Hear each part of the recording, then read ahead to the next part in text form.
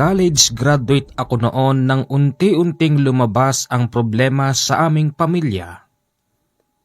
Tandang-tanda ko pa nang damputin ng matabang pulis si Papa dahil sa pagtutulak ng droga. Makalipas lang ang 1 buwan, si Mama naman nag-uwi ng bagong lalaki sa bahay. Hindi ko gusto ang lalaking yon, tsaka hindi naman yata tamang ipagpalit agad ni Mama si Papa. Hanggang sa isang gabi, nadinig ko silang nag-uusap sa loob ng kwarto at nagimbal ako sa sinasabi ni Mama at ni Rudy. Sabi ko naman sa'yo, Myla, akong bahala dun sa asawa mo. O ngayon, nasan na siya ngayon? Wala na, hindi na makakalabas pa ng Muntinlupa yung asawa mo. Akin ka na. Oo, Rudy. Ang bagal-bagal mo kasi. Dapat noon pa. Yan ang gusto ko sa'yo, Myla. Nadinig ko rin na sila'y nag-aana-ana sa loob. Kaya lumayo na lang ako sa pintuan. Kinabukasan napansin ni Mama na parabang meron akong iniindang problema. Kaya ito lumapit sa akin tapos nagtanong. Resty, may problema ka ba, anak? Ma, naisip ko lang. College graduate na ako eh. Tapos nakakulong pa rin si Papa. Gusto ko sana dalawa kayong aakay sa akin. Papa mo? Di na makakalabas yun. Nagbebenta ba naman ng drugs eh? Nung ko pa pinagsasabihan yun.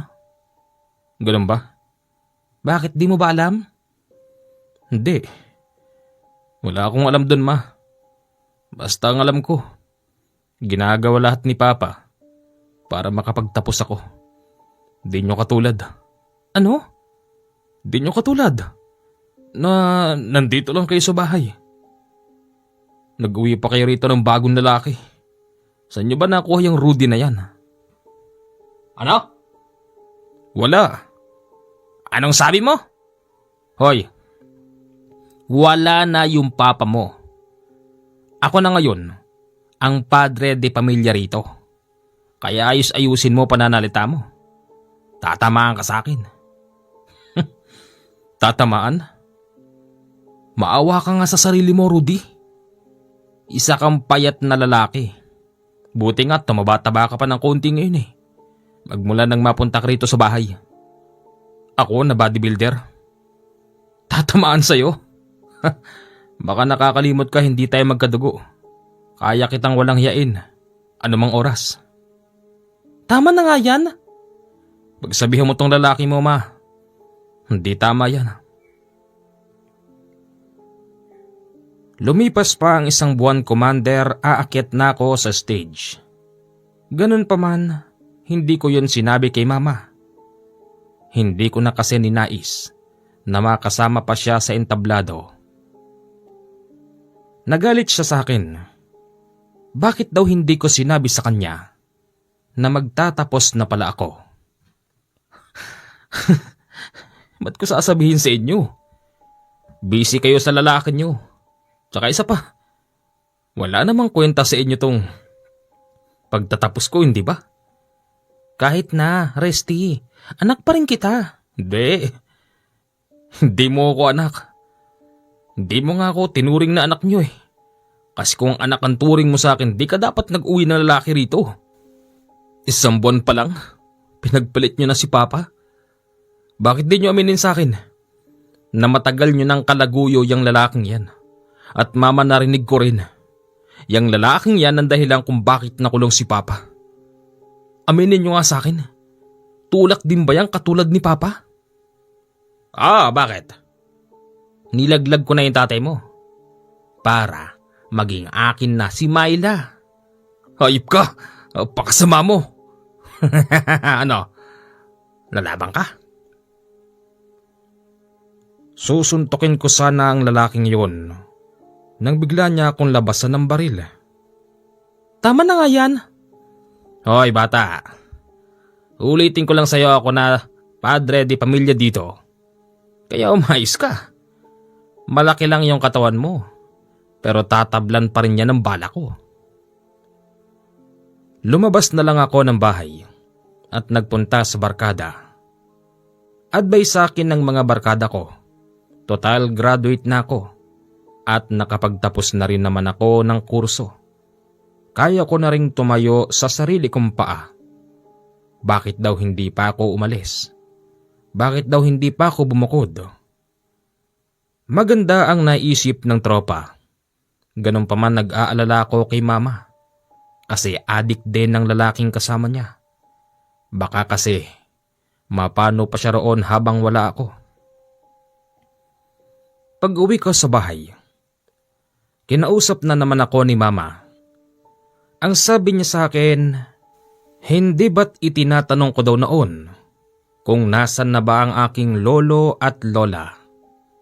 Sa pagkakataon na yon, doon palang sinagot ng mama.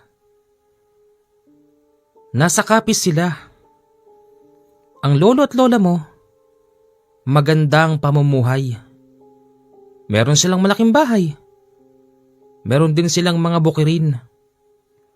Resty, kung gusto mo, punta ka muna sa lola mo.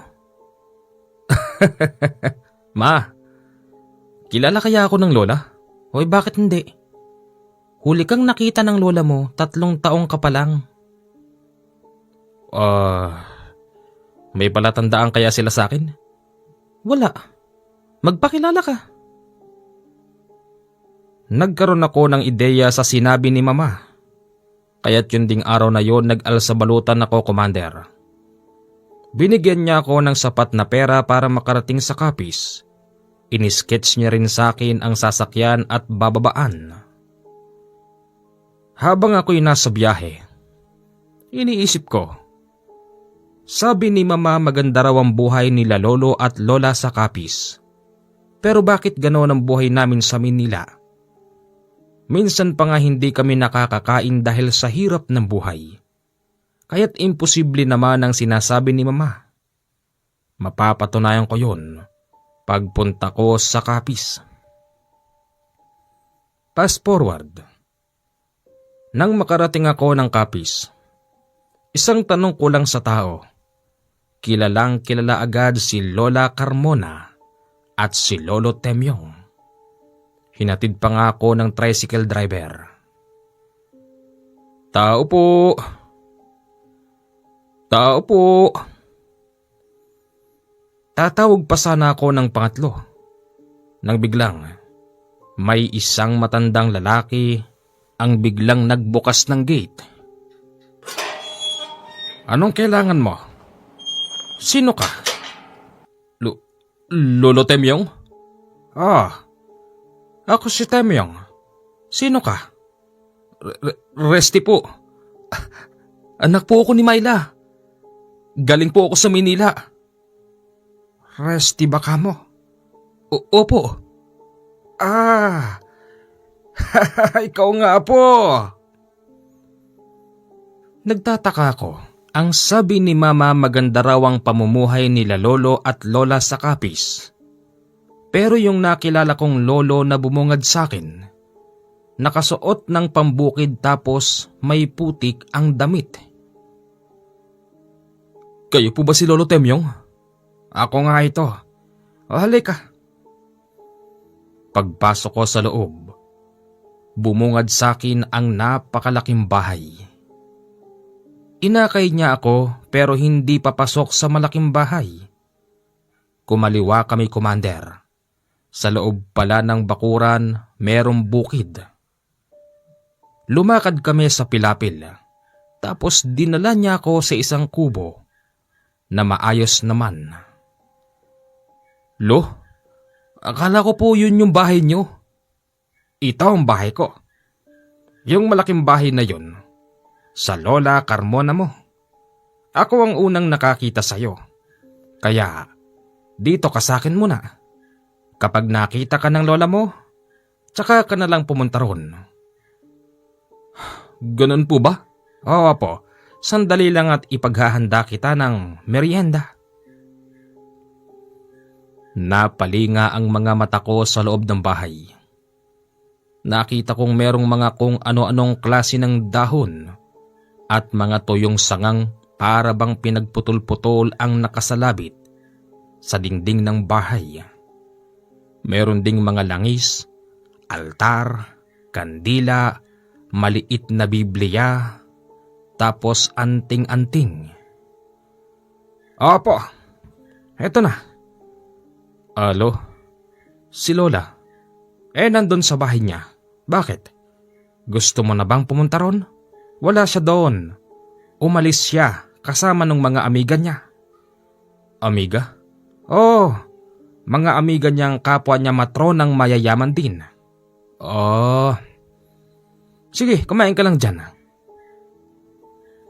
Pagkatapos kong kumain, tinanong ko na kay Lolo, bakit napakaraming nakasabit na anik-anik? Ayan ba? Yan ang ginagamit ko sa panggagamot. Panggagamot? Albularyo po kayo, Lo? Doon nga sa amin sa Manila, sa Quiapo, di naman totoong mga albularyo yung mga nandun eh. Mga nagpapanggap lang yun. Pwes ibahin mo ko, Apo. Sige, pagkatapos mo dyan, ililibot kita rito sa farm. Inilibot ako ng Lolo Temyong. Nakakita pa ako doon ng mangilan-ngilan na mga lalaki. Ayon kay Lolo, mga tauhan daw sila ni Lola Carmona. Sinubukan kong magtanong sa isa pero tumingin lang ito sa akin. Ayon kay Lolo, hindi raw yun marunong managalog. Hindi marunong magtagalog ang mga yan. Ay ganun? Kala ko Tagalog din mga tao rito. Ang bansang Pilipinas ay nahahati-hati sa magkakaibang lingwahe. Ganun ba? Okay, Lo. Nung nandong kami sa bandang dulo ng bukid, narinig ko yung busina ng sasakyan. Napatanaw ako sa gate kahit na malayo yun. Nakita kong may pumasok na kulay itim na sasakyan. Ayan na Lola mo. Siya nga pala po. Magpakilala ka ng maayos sa kanya. Arogante magsalita ang Lola mo. Yan ang hindi mo alam. Arogante? Oo, baka hindi ka makilala niyan tarayang ka niyan. Sige po, tsaka isa pa po. Sa pagpasok mo dun sa loob, huwag kang masyadong mausisa. Papagalitan ka niyan. Kung ano man ang mapansin mo, huwag mo nang itanong. At kapag sinabi ng Lola mo na dito ka matutulog sa akin, huwag ka nang kumontra. Opo, Lolo. Sa isip-isip ko, Commander, parang mas masarap matulog sa bahay ni Lola kasi mas malaki yun, tapos may aircon. At sigurado naman akong maganda ang loob nun. Nilapitan ko na ang bahay ni Lola. Alam ko napansin niya na ako agad, Commander, kasi nakatingin siya sa akin. Magandang araw po, Lola. Ako po si Resty. Sinong Resty? Wala akong kilalang Resty. Si Resty po. Taga Manila, anak po ako ni Myla. Resty, apo? Ikaw na ba yan? Aba, ang laki-laki mo na. Opo, Lola. Niyakap pa ako noon ng Lola. Nakita ko yung mga amiga niyang kapwa niya matrona. Nakangiti sa akin. Ipinakilala ako doon ng Lola. Ang sabi niya ako daw ang nag-iisang apo niya. Anak ni Myla, na nag-iisang anak nila ni Lolo Temyong. Halika, apo. Pasok tayo sa loob. Gulat na gulat ako, Commander, nang makita ko yung loob ng bahay. Napakaganda. First time kong makapasok sa ganong kagandang bahay. Ang sabi sa akin ng Lola, kung gusto ko raw kumain, pumunta lang ako sa kusina. Nang sinabi ko naman sa kanyang pinakain na ako ng Lolo, para bang nagbago ang paningin niya sa akin. Ano? Pinakain ka na ni Temyong? Opo, dun sa may kubo niya. Aba, lintik na matanda yan. Sandali nga. Mabilis na lumabas si Lola. Nagtataka ako kung bakit. Nang sundan ko siya ng tingin, pumunta siya sa kubo ng lolo. At mula roon sa aking kinalalagyan, dinig na dinig ko ang malakas na sigawan. Ayokong nag-aaway sila, Commander, nang dahil lang sa akin. Nang dahil doon pumunta ako sa kubo para sila'y awatin. At paglapit ko ganito ang aking mga natunghayan. Bakit? Ako ang unang nakita ng apo mo. Wala ka, Carmona. Umalis kayo ng mga amigo mo. Bakit ka nagagalit? Wala naman akong pakialam kung ikaw ang una nakakita. Ang sakin lang dapat hindi mo siya pinakain ng nakakadiring pagkain mo. Tandaan mo, Temyong. Putik ang kinakain mo rito. Kaya hindi mo dapat pinapakain ng apo mo ng kinakain mo. Sobra ka naman, Carmona. Meron man taong kumakain ng putik? Palibhasa. Maganda ang buhay mo. Kaya putik ang tingin mo sa pagkain ko. Basta. Sa akin mapupunta si Resty. Sige. Payag ako. Pero sana wag mong ipagkait sa bata kapag gusto niyang pumunta rito. Diyan ka na. Nagulat ang Lola Carmona. Kasi pagtalikod niya agad niya kong nakita. Wala pa kasing isang dipa ang layo ko sa kanya. Lola, nag-aaway kayo ni Lolo? Wala, apo. Halika na sa bahay ko. Lo? Sige. Sumama ka na sa kanya, apo. Pag gusto mong pumunta rito, welcome ka sa aking kubo. Opo. Sa pagkakataon na yon, dito ko napagtanto na hindi na rin pala close ang lolo at lola. Si Lola ang mayaman at merong maayos na pamumuhay, habang si Lolo naman ay nagsisilbing magbubukid at nakabukod ang bahay. Itinuro sa akin ng magandang kasambahay kung saan ang magiging kwarto ko. Pagbukas ko, gulat na gulat ako dahil sadyang napakalawak. Merong 2 aircon at may malawak na kama. Resty, dito ka tutuloy. Ganda naman dito. Siya nga pala. Matagal ka na ba rito kay Lola? Matagal na. 7 taon na. May asawa ka na? Wala. Wag mo kong tatanungin pagdating sa mga bagay na yan. Sungit naman nito. Paglabas ng kasambahay, pakalabog pa niyang sinara yung pintuan. Ako naman nung mga oras na yon nag-e-enjoy na sa napakalamig na kwarto at malambot na kama. Maya-maya pa'y nakatulog ako. Pero may pumasok sa aking panaginip. Hindi magandang panaginip yon at hinding-hindi ko yon makalimutan.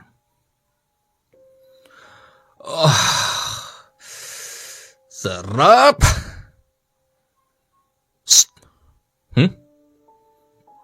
Sino yan?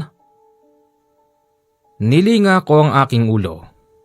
Nakasarado naman ang mga bintana ng kwarto. Hanggang sa narinig ko bumukas ang gripo ng CR. Tapos para bang may umuungol doon. Babae yon, Commander. Babae. Naisip ko na baka ito yung magandang kasambahay. Ako bilang isang lalaking may pangangailangan. Naisip ko na baka regalo na sa akin to ng lola ko. Nang walang ano-ano'y, binuksan ko ang pintuan ng CR at tumambad sa akin ang babaeng nakahubot-tubad. Ikaw nga! Bakit ka nandito? Regalo ka ba sa akin ng lola ko? Napakaganda ng ngiti ko ng oras na yon. Nang biglang yung babaeng yon nagpalit ng anyo.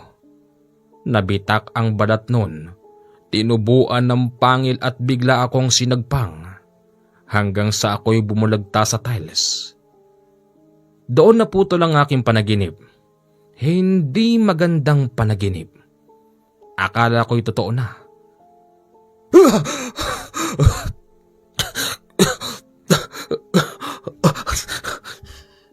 Wala. Wala akong kagat. Akala ko talaga meron akong kagat sa leeg. Kasi yun ang huling panaginip ko, Commander, na sinagpang ako sa leeg ng kasambahay. Ay, lintik panaginip. Panaginip lang pala yun. Resty? Bumangon ka na. Kakain na raw tayo. Oo, nandyan na. Pagbangon ko, Commander, agad ako nagpunta sa unang palapag ng bahay. Nakita kong may nakahain na masasarap. Ang pinagtataka ko, hindi ba't kapag katulong, hindi naman dapat sila sasabay kapag kumakain ng amo. Pero yung tatlong magagandang dalagang kasambahay kaharap naming kumain. Oh, bakit di ka pa kumain? Busog pa po ako eh. Busog? O baka naman gusto mo lang doon kumain sa bahay ng Lolo Temyong? Bakit nga ba hindi natin siya rito kasabay? Ay nako, hindi mo ba nakikita sitwasyon? Matagal na kaming hiwalay ng Lolo Temyong mo. Babaero eh. Babaero? Oh, matandang babaerong amoy lupa. Kay tanda-tanda na, hindi na tumitigas ang alaga. Nakuha pang mang babae. Uy, Lola, nagsiselos. Siyempre, asawa ko siya. Kahit gaano pa siya katanda, dapat sa akin lang siya sisiping.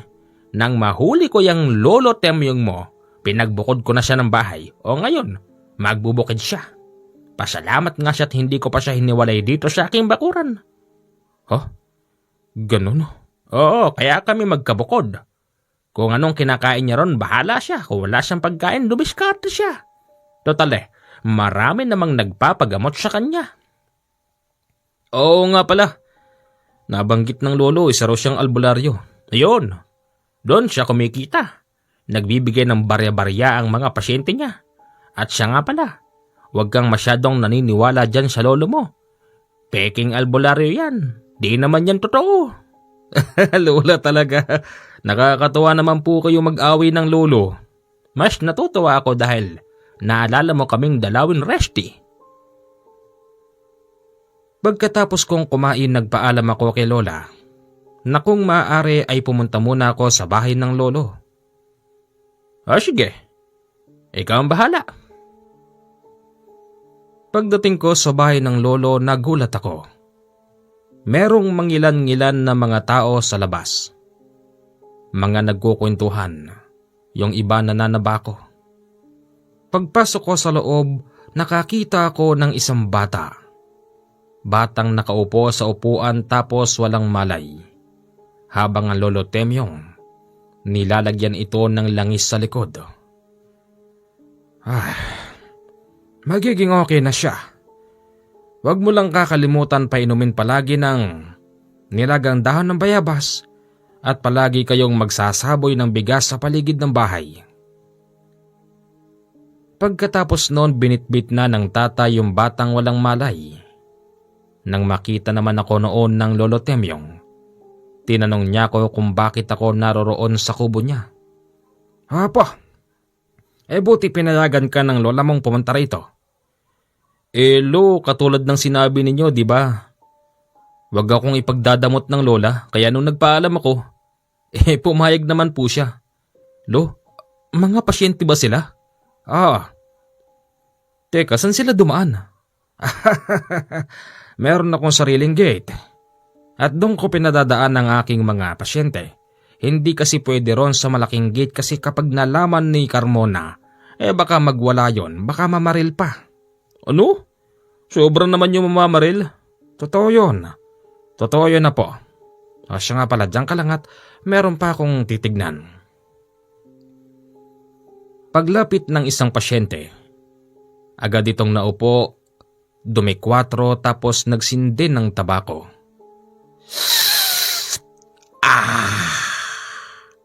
Temyong! Ano pang tinitingin-tingin mo? Gamutin mo na ako. Wala ka namang sakit eh. Talaga ba? Wala naman akong sakit.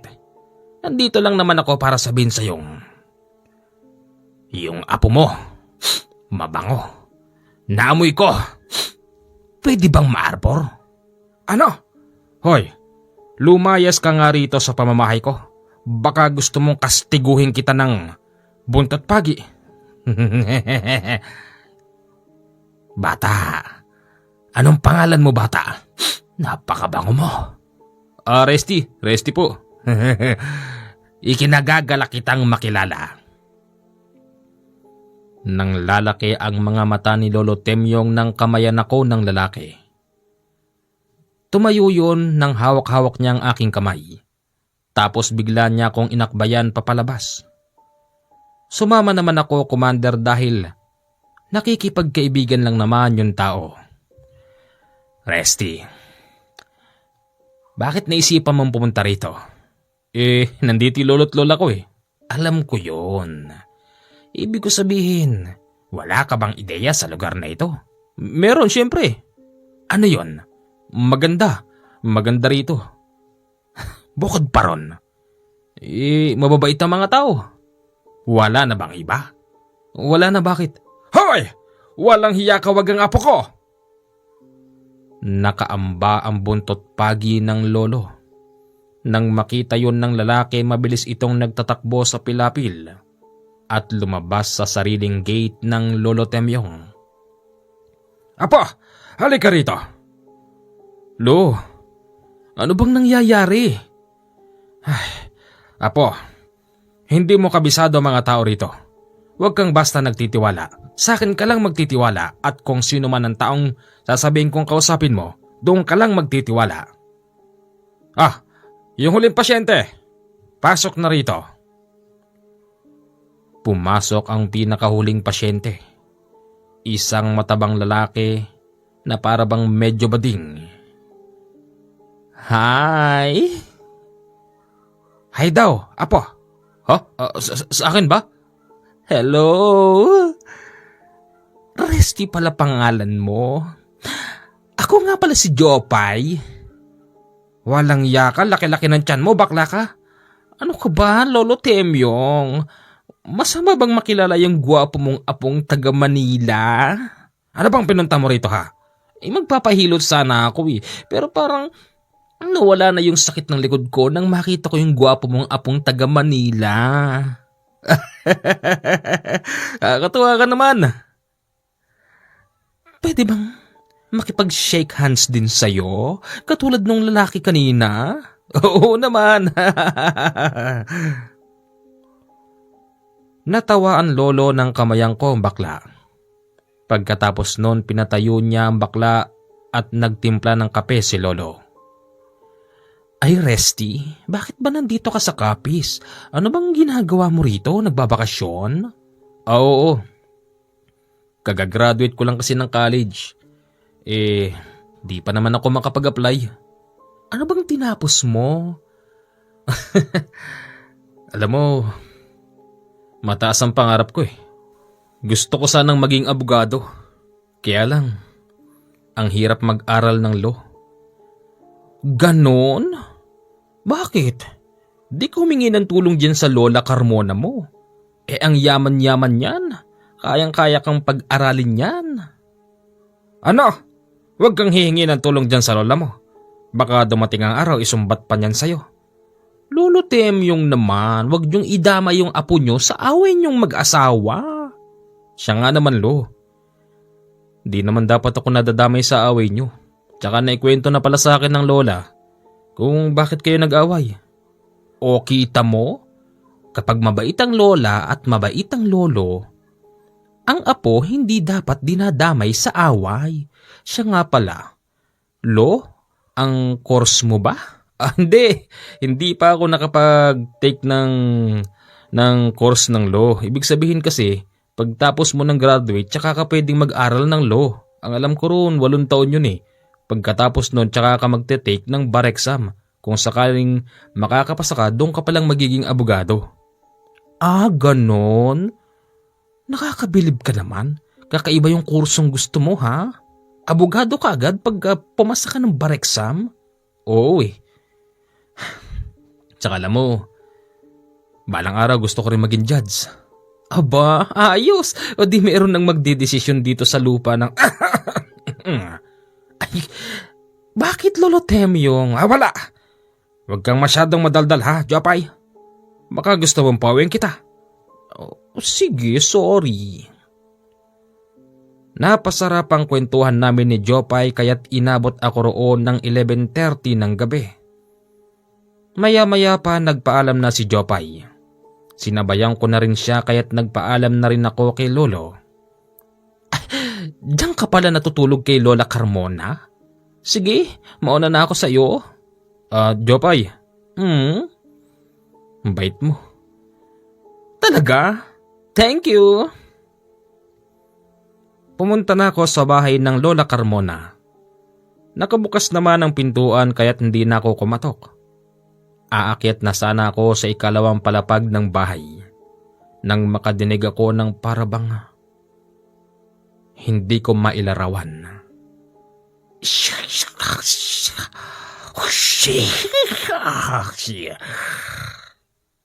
Yon ang mga nadinig ko na hindi ko kayang ilarawan. Hinanap ko kung saan ba nagmumula yon. Pinuntahan ko yung isang pintuan na malapit sa kusina. Nawala yung ingay.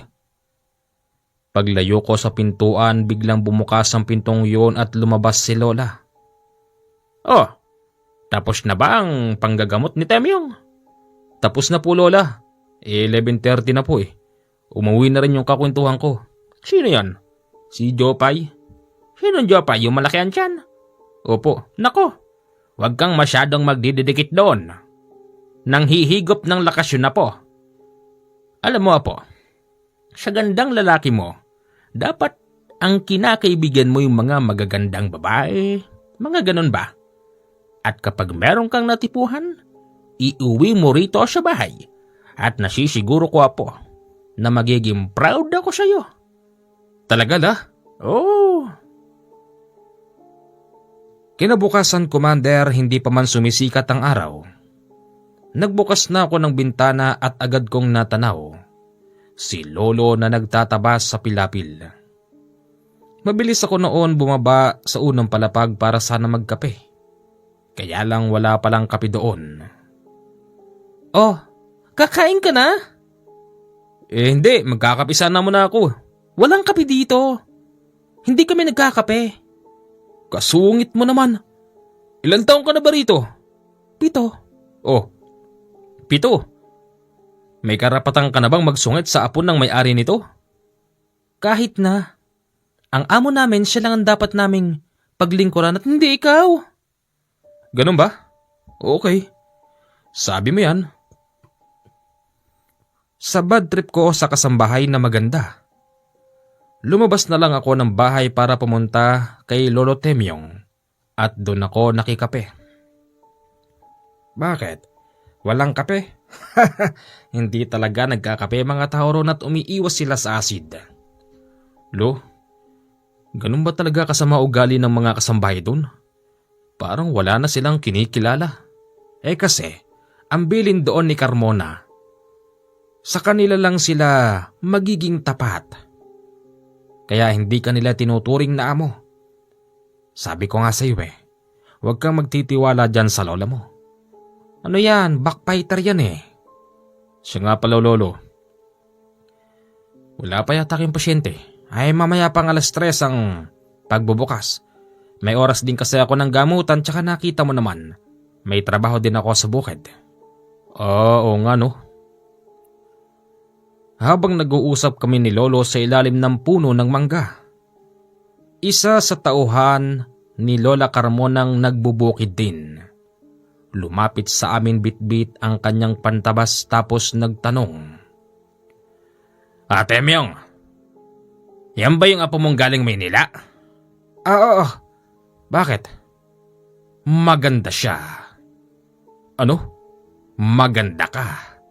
Type kita. Walang yan to. Bakla ka ba? Hindi. Type kita. Mag-uusap tayo mamaya. Hoy, wag ang apo ko ha. Magkakalintikan tayo. Maghahalo ang balat sa tinalupan. Lintik na lalaki na yon. Lalaki nga ba siya o bakla? Basta't hindi ko mawari kung sino siya. Lolo? Tauhan ba yun ng lola? Bastos. Bastos nga mga yan. Pati nga ako hindi nire-respeto. Halika po sa loob. May kinuha ang Lolo Temyong sa altar. Ibinigay niya ito sa akin. Isang maliit na pendant na merong sabitan na kulay itim. Sa'yo na to. Ano to, Lo? San Benito yan? Protection. Protection sa mga aswang. Aswang? Lo, totoo ba yung mga aswang? Apo, wala ka sa Maynila. Nandito ka sa Capiz. Okay? Okay, sige. Hindi ako naniniwala sa mga aswang. Pero nirespeto ko ang lolo dahil nga isa siyang albularyo.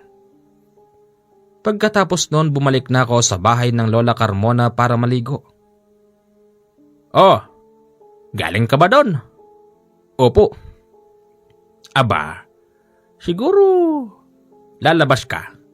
May popormahan kang babae? Dali mo agad dito yan, apo. Opo, Lola. Dahil sa ako'y maliligo na naghubad na ako ng damit. Nang matanaw ni Lola ang maliit na San Benito, bigla niya akong tinawag.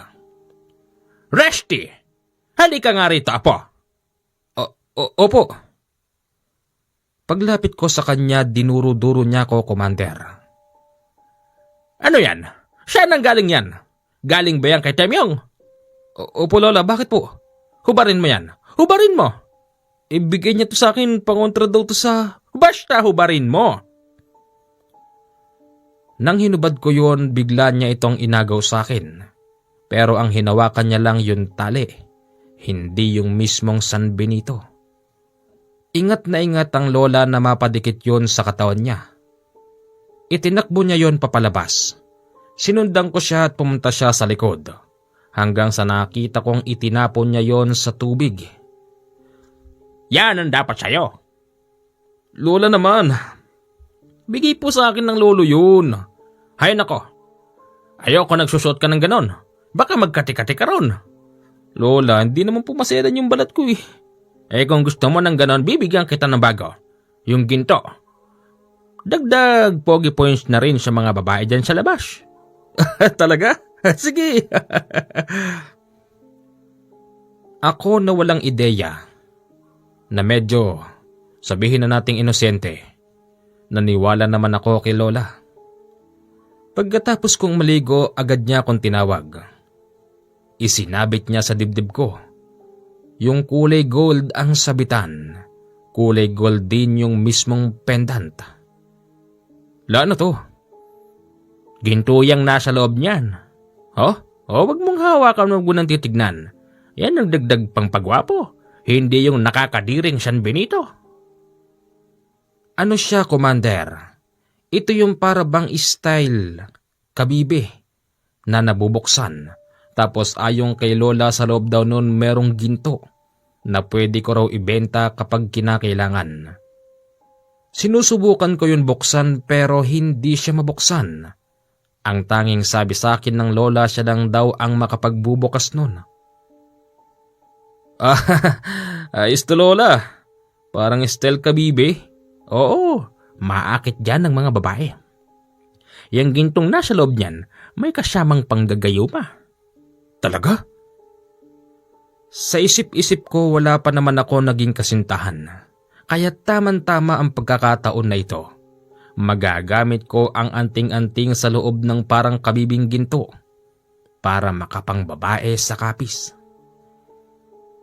Pinahiram ako noon ng Lola ng pera. Ang sabi niya sa akin, tumambay daw ako sa magandang tambayan doon. Sige po, Lola. Alis na po ako. Teka, sandali lang. Marunong ka bang magmaneho? Hindi po eh. Nako, sayang. dalin mo siya na isang kotse doon sa likod. Oh, pag-aaralan ko po. Sige, wag mo na ngayon. Basta maghanap ka ng babae, iuwi mo agad dito. Opo, sige. Agad akong pumunta sa isang magandang tambayan, hindi kalayuan sa bahay ni Lolo at ni Lola. Wow! Ayos dito, pinagtitinginan ako ng mga tao. Sa palagay ko, alam ng mga tao doon na ako ay isang dayuhan. Kasi kung ikukumpara ang mukha ko sa kanila tapos ang kulay, naiiba talaga, Commander, dahil hindi naman sa pagyayabang. Bodybuilder po ako tapos medyo may kaputian. Nakasuot ako noon ng polo t-shirt. Merong relo na hindi naman mamahalin. Tapos nakasapatos at nakapantalon. Nakashades din ako noon, kaya't nakikita ko yung mga taong patingin-tingin sa akin. Napansin ko merong isang babaeng nasa solong upuan.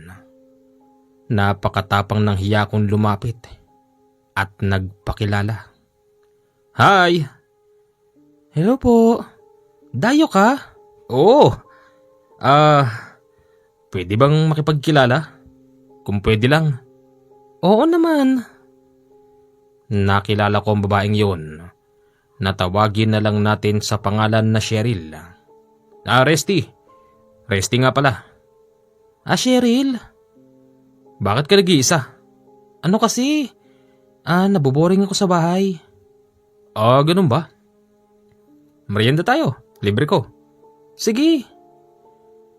Hindi niya ako tinatanggihan sa anumang iaalok ko, Commander. Nagkwentuhan kami ng nagkwentuhan. Hanggang sa aking napag-alaman na isa lang din pala siyang dayuhan sa lugar na yun. At ayon sa kanya, kulang 1 taon pa lang daw siya doon at wala pa siyang gaanong nakikilala. Nang alamin ko na kung saan siya nakatira, sinabi naman niya sa akin ang lugar, kaya lang hindi ko alam yun. Hanggang sa niyaya niya kong pumunta sa bahay nila. Sige. Sa isip-isip ko, Commander, makaka-score ako kay Cheryl. Pagdating doon, yung ine-expect kong walang tao, nagkatotoo nga. Kasi yung nanay niya nasa trabaho at yung tatay niya raw nasa Mauban, Quezon. Mukhang wala yatang tao rito. Tayo lang? Oo. Boring nga pala dito, no? Talaga, kaya nga gusto ko palaging nakatambay sa park. Sandali, ikukuha kita ng juice. Teka, bakit juice pa? Di naman ako nauuhaw eh. Dito ka na lang. Nakikita ko sa mga mata niya, Commander, na mukhang may gusto rin siya sa akin. Bilang isang Manila boy, na merong mga the moves pagdating sa mga ganyan. Agad kong inilapat sa kanya ang kulay pink kong labi. Hindi naman siya tumanggi, pero lumaban siya sa akin ng laplapan. Nung mga oras na yon, nandun pa kami sa sopa sa salas, hanggang sa niyaya niya akong pumasok sa loob ng kwarto.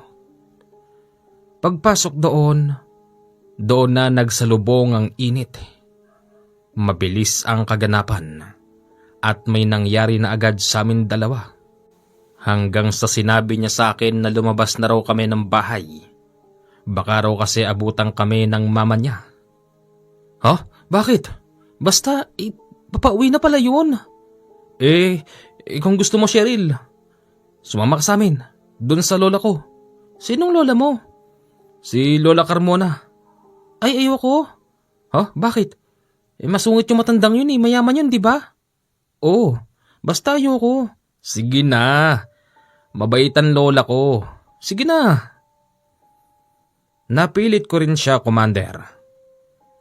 Nang maisama ko siya sa bahay ng lola, tuwang-tuwa ang lola ko. Kita ko sa mga mata niya yung galak.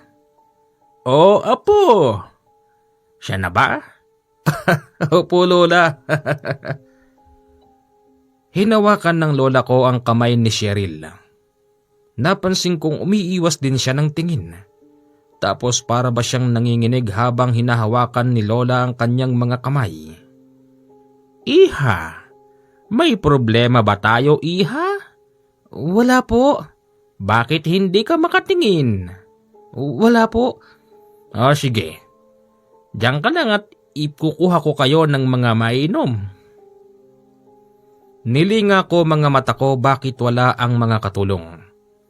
Naisip ko na lang na baka nagpapahinga sila sa kani-kanilang mga kwarto. Maya-maya pa, nagyaya siya sa akin na lumabas muna dahil hindi daw niya gusto yung amoy ng bahay. Ha, bakit? Mabango naman dito ah. Yun na nga, para ako nasusulasok sa amoy. Sige. Sa labas ng bahay ni Lola Carmona, merong upuan at meron ding mesa.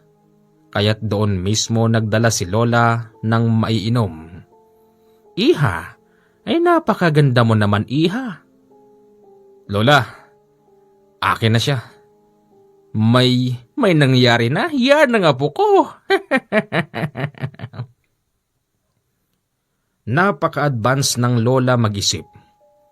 Napaisip din ako ng mga oras na yon na botong-boto siya kay Cheryl. Pagpasok ng Lola, nakita ko ang Lolo Temyong na humahangos. Magmula sa kanyang kubo, tumatakbo siya papunta sa amin. Oh, Lo, bakit? Iha, umalis ka na. Oh, bakit po? Lo, bakit? Anong problema? Sinabi ko umalis ka na. Halas! Tatayo na sana si Cheryl nang biglang magsalita si Lola mula sa pintuan. Temyong, bakit ba? Ba't pinalalayas mo bisita ko? Ay Carmona, pauwiin mo na ang bisitang to. Bakit? Kapag ikaw ba may bisita, nakikialam ba ako sa bisita mo? Basta pauwiin mo na siya. Resty, ihatid mo na babaeng to. Sige po, ako na po'y magkukusang umalis. Sandali lang, sasamahan na kita. Hinatid ko lang siya sa kabilang iskinita. At nang hindi ko na siya matanaw, bumalik na ako ng bahay. Tiyempong inabutan ko ang sagutan ni Lola Carmona at ni Lolo Temyong. Pakialamero ka talagang matanda ka. Nakakahiya sa bisita. Nakakahiya? Sigurado ka meron kang hiya, Carmona? Akala mo siguro hindi ko alam ang gagawin mo. Bakit? Ayan ang apo mo. Sabihin mo sa kanya anong gagawin ko. Lolo, ba't niya naman ginanon si Cheryl? Apakabait ng tao eh. Siya pa lang ang unang babaeng nakilala ko rito. Apo kasi... Lolo, bahala na nga kayo dyan. Nagtampo ako noon kay Lolo kaya pumasok na lang ako sa kwarto. Dahil sa mataas yung bahay at gawa sa pader, hindi ko na narinig ang pinag-uusapan nila kahit na magsigawan pa sila sa labas. Hindi nagtagal kumatok ang Lola Carmona sa kwarto. Bakit po, Lola? Apo, nakita mo kung gaano kawalang hiya yung lolo mo? Ganon siya. Kaya hindi kami magkasundo niyan. Ayaw niyang may ibang bisita rito. Umaastang siya pa rin ang may-ari ng bahay na ito. Lola, naintindihan ko na kayo kung bakit niyo iniwan si Lolo. Kaya nga. Huwag ka nang pupunta ron. Opo. Kinabukasan, nandun ako sa labas ng gate. Baka kasi dumaan si Cheryl. Maya-maya pa dumarating ang lolo at bigla akong inakbayan. Alam mo kasi Apo, iniiwas ko lang yung babaeng yon sa maaaring mangyari. Mangyari? Ano bang ibig mo sabihin, Lo? Bakit kasi hindi niyo ako tapatin? Apo, ang lola mo, kaya kami naghiwalay niyan. Kasi matanda na rin kami nang madiskubre ko ang kanyang lihim. Ikwento ko lang. Noong bago-bago kami nagsasama, hindi pa namin noon anak ang mama mo. Mahirap lang ang buhay namin dito sa Capiz. Nang maipanganak noon ng mama mo, mas lalo kaming naghirap. Lalo na ako. Bilang isang lalaki, ginagawa akong lahat para makakain kami ng 3 beses sa isang araw. Pero yung Lola Carmona mo, meron palang nililihim sa akin. Gumagawa siya ng magic. Simula nang maipanganak yung mama mo, iniiwan niya mag-isa yung bata sa bahay, habang ako nasa malayo din at nagtatrabaho. Pag-uwi ko sa hapon, yung lola mo wala. At hindi magtagal, darating na siya.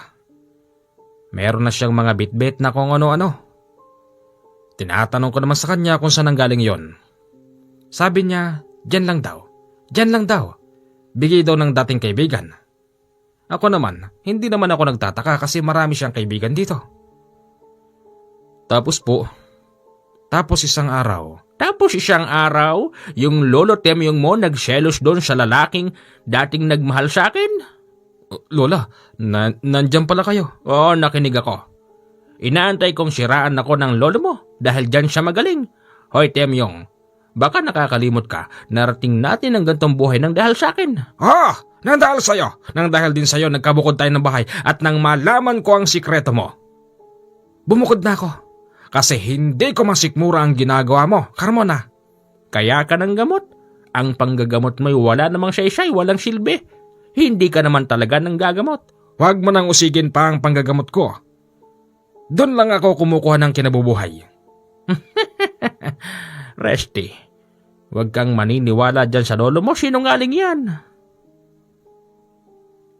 Hindi ko na malaman, Commander, kung sino ba nagsasabi ng totoo sa kanila. Basta ako. Pasok sa isang tenga, labas sa kabila. Ganon na lang ang ginawa ko.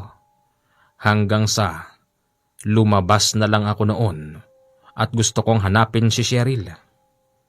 Iniwan ko silang nagbabangayan. Sa isip-isip ko matanda na sila parehas at kayang-kaya na nila ang mga sarili nila. Pumunta ako sa bahay nila Cheryl. Pagdating ko roon, inabutan ko ang 2 lalaki. Brad, dito ba yung bahay ni Cheryl? Bakit, sino ka? Resty nga pala. Ano kanya?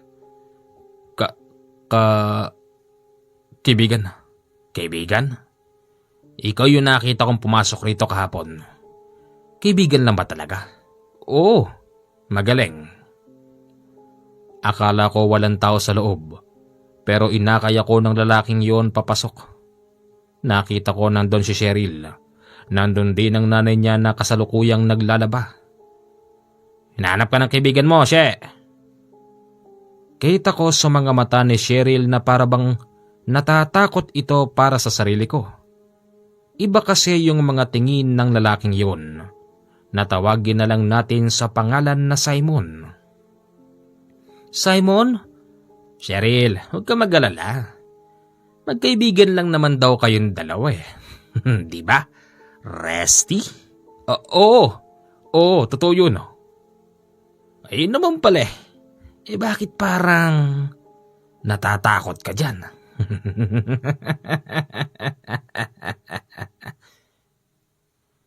Nang ngumiti yun ng pagkalapad-lapad. Hindi ako maaring magkamali, meron siyang maliit na pangil sa magkabilang gilagid. Kita ko din na merong namumuupang dugo sa kanyang mga gilagid at nagsisilbing tinga. Sa mga ngipin niya yung dugo-dugong namumuo. Kinabahan ako, Commander, nang makita ko yun. Iniisip ko hindi kaya lumapa ito ng hilaw na karne. Sige Simon, iwan mo na kami. Sige. Pag-alis ni Simon, tinanong ko si Cheryl. Sino ba yung lalaking yun? At bakit parang overprotective naman yata sa kanya yun? Ano siya? Pinsan ko. Pinsan? Kala ko wala kang kamag-anak dito. Meron. Siya nga. Ganun ba? Okay. Hindi ako naniniwalang pinsan niya yon. Kasi kung titignan mo yung itsura ni Simon kay Cheryl, malayong malayo. Cheryl, pasensya ka na sa nangyari kahapon. Okay lang yun. Maganda nga yung ginawa ng lolo mo eh. Kasi natatakot ako rin sa lola mong masungit. Pero kahapon, parang si lolo pa yung masungit.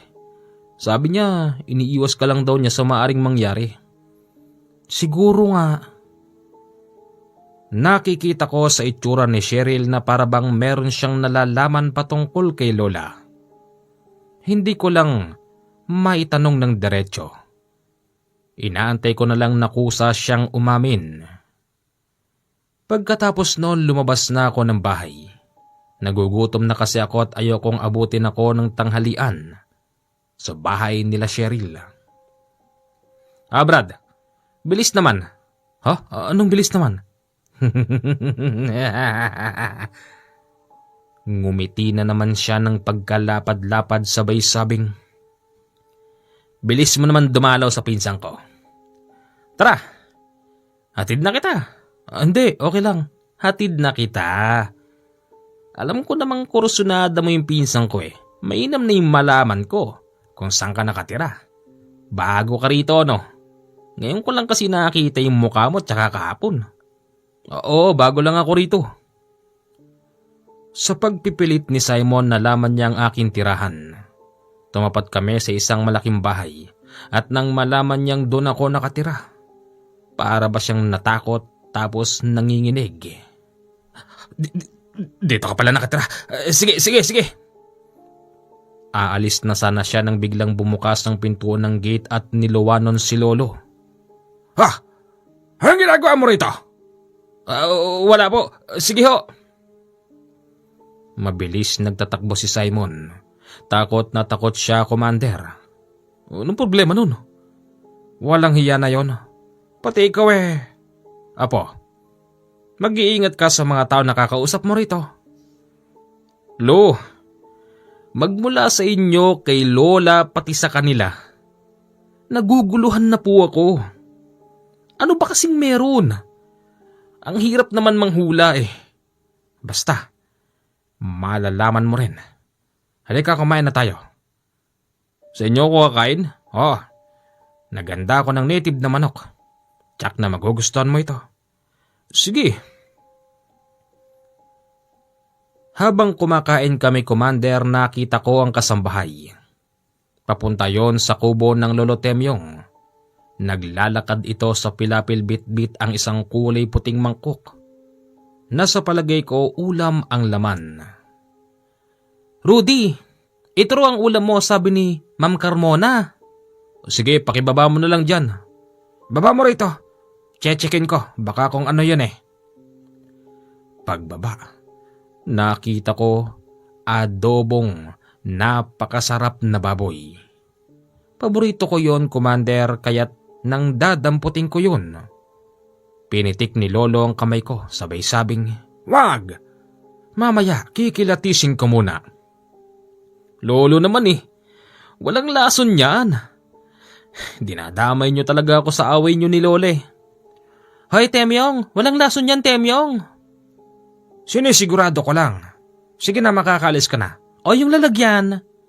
Sasalin ko lang. Pagkatapos isalin ni Lolo, pabato niyang ibinigay yon sa kasambahay. Lolo naman, ba't naman ganun? Mainam na sigurado. Mahirap nang malusutan. Lo, alam nyo, natatawa na lang talaga ako sa inyo ni Lola. Pati ako nga po nyo, dinadamay nyo pa sa away nyo eh. Sige, ako na titikim. Nang tikman ni Lolo yung adobo, bigla niya itong isinuka sa pintuan. Ayon kay Lolo, wala raw yun lasa. Walang lasa? Anong ibig niyo sabihin? Walang lasa, walang bawang, walang sibuyas, wala man lang bitsin kahit kaunti. Baka naisip ng Lola na mas healthy yun. Aba, nag-adobo pa siya. Wala lang din naman lasa. Di dapat nilaga na lang niya yung karne. Ako naman ang tumikim, Commander. Pagtikim ko, sarap na sarap ako sa luto. Sarap naman ah. Sige, hubusin mo yan. Masarap naman ang luto ng kasambahay. Taliwas ito sa sinasabi ng lolo na wala raw kalasa-lasa. Bagamat ang nalalasahan ko, yung napakalinamnam na laman, may halo pa kasing sili yun. Pagkatapos noon bumalik na ako sa bahay ng lola para sana magpahinga. Pero sinalubong ako ng isang kasambahay habang umiiyak. Oh, ano problema mo? Si Ma'am Carmona. Bakit? Anong nangyayari? Hindi na siya sumagot basta't dere-derecho lang siyang lumabas ng bakuran. Maya-maya pa muli siyang pumasok tapos tumakbo sa bahay ni Lolo Temyong. Anong problema ng tao na yun? Hindi na ako pumasok sa loob ng bahay ni Lola Carmona. Sinundan ko na lang ang kasambahay papunta sa bahay ng lolo. Pagdating ko roon, narinig kong umiiyak ang kasambahay. Ganun ba? Iwasan mo muna si Carmona. Lalo na't hindi siya nakakakilala. 7 taon na po ako rito, Temyong.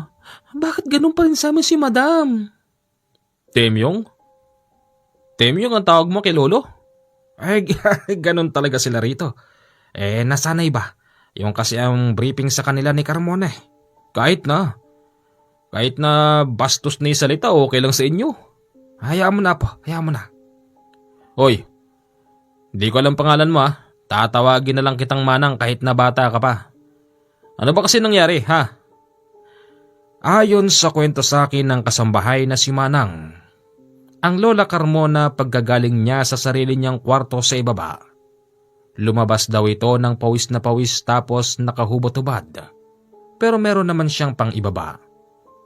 Ang gusto ro mangyari noon ng Lola, papasukin ang 2 kasambahay sa loob ng CR para siya'y paliguan.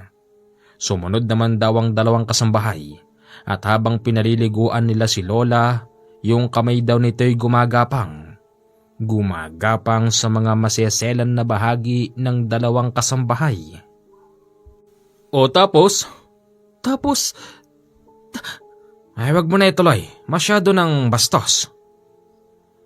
Alam kong hindi bastos ang kasunod na sasabihin ng kasambahay. Alam ko na meron pa siyang sasabihin, pero napigil lang yon nang tignan siya ng lolo. Sige na iha, bumalik ka na roon. Mas lalo lang magwawalayang si Carmona kapag nalaman niyang nandito ka. Opo. Kinagabihan, Commander. Napakasarap na ng pagtulog ko. Naalimpungatan ako nang makarinig ako ng tao sa likod ng bahay. Napasilip naman ako roon. Narinig ko ngang meron tao pero hindi ko sila makita dahil sa dilim. Ano meron doon? Hoy, sinong nandyan? Nang sumigaw ako ng ganoon, wala namang sumagot. Hoy! Sinabi ng sinong nandyan eh. Nadidinig ko pa rin ang pagkilos nila at pagtapak sa mga tuyong dahon hanggang sa narinig ko para bang meron silang hinihilahod sa lupa. Ano bang meron doon? Sandali nga. Mabilis akong bumaba mula sa 2 palapag ng bahay. Bit-bit ang maliit na flashlight. Nagtatakbo ako sa likod kung saan ko nakita mga lalaking yun. Pero laking pagtataka ko dahil wala na yung mga tao. Saan na sila? Sino yung mga yun? Nagulat na lang ako dahil biglang nagsalita ang lola mula sa 2 palapag ng bahay. Resty, anong ginagawa mo dyan? Gabi na. Pumasok ka na rito. Lola, kasi pumasok ka na. Imbis na pumasok sa loob, dumiretso ako sa bahay ng Lolo Temyong at doon nasaksihan ko na kasalukuyan siyang nakaupo, nakapikit, tapos may sinasambit na salitang hindi ko maintindihan. Alam na ng lolo na naroroon ako. Pero hindi pa rin siya tumitigil sa ginagawa niya. Halos 5 minuto pa siyang nakaganon. Maya-maya pa dumilat na ang Lolo Temyong. Lo, may narinig akong hinahatak doon. May tao sa likod. Diyos ko, ito talagang si Carmona. Ayaw na ayaw niyang may sumasalungat sa kanya. Huh? Apo, yung mga nakita mo sa akin, ito, bahagi lang ng aking pagdadasal at humihingi ako ng proteksyon sa ating Panginoon. Alam ko ang nangyayari. Ramdam ko na merong hindi magandang nangyayari sa bakuran na ito. Halika, puntahan natin yon. Pero lo, nakita ako kanina ng lola. Alam ko rin yon. Halika, sa pagkakataon na ito, hindi na ako makapapayag pa. Ano bang nangyayari? Basta. Pumunta kami sa likod. Muli kong inilawang kung saan ko narinig ang mga lalaki. Wala akong nakitang ni anumang bakas, pero ayon kay Lolo na bakasan niya ang mga lalaki. Dito, dyan sila papunta. Tinunton namin ng bahagi na yon hanggang sa makarating kami sa bukid.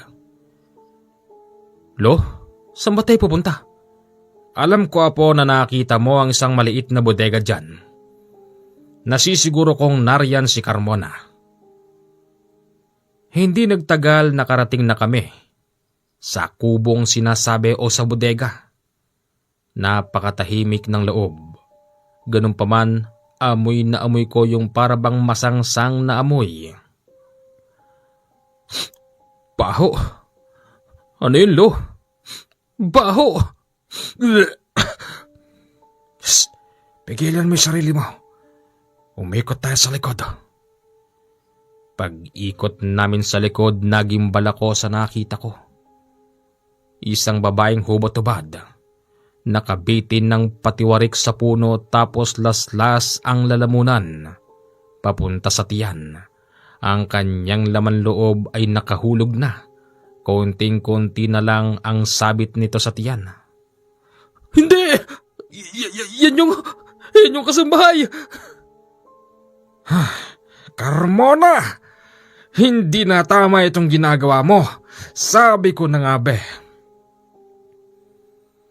Sa likod ng bahay alam namin ng lolo dadalawa lang kami. Pero laking gulat ko dahil sa tagiliran ng bahay merong dalawang lalaking lumabas. Sila yung dalawang lalaking nagtatrabaho sa bukid. May hawak ang mga yon na itak na bagong hasa. Temyong, inabutan mo lang kami kaya nakita mong nakasalabit pa ang laman loob ng babaeng yan. Utos sa amin ni Madam Carmona. Alam mo na.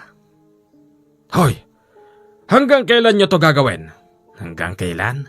Hanggang binibigyan niya kami ng masarap na buhay. Mga walang hiya kayo. Kinabahan ako, Commander, nang makita kong kuhanin ng lolo ko ang itak niya sa tagiliran. Ano? Hindi na ako papayag pa na meron pa kayong mabibiktima. Temyong, huwag masyado matapang.